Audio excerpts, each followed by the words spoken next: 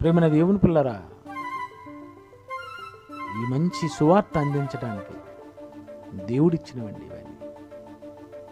Network అంతా దేవుడిచ్చినవే. మీరు వెళ్ళకపోయినా మీ వాక్యం వెళుతుంది, మీరు వెళ్ళకపోయినా మీ పాట వెళుతుంది, మీరు వెళ్ళకపోయినా మీ ప్రసంగం వెళుతుంది. యావత్తు ప్రపంచానికి నిత్య సువార్త అందించుటకే ఈ సెల్ ఫోన్స్, ఈ నెట్వర్క్, ఈ శాటిలైటు, ఈ యూట్యూబ్, మొత్తం పదార్థం అంతా దేవుని కొరకు వాడాలనే దేవుడు ఈ సృష్టిలో సృష్టించాడు కనుక ఇదంతా ఉపయోగించుకొని యావత్తు ప్రపంచానికి ఈ సువార్త ప్రకటించండి.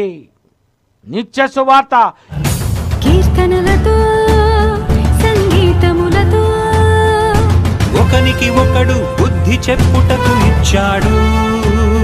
తన మాటలతో, స్వరకల్పనలతో ఒకనికి ఒకడు హెచ్చరించుటకు ఇచ్చాడు.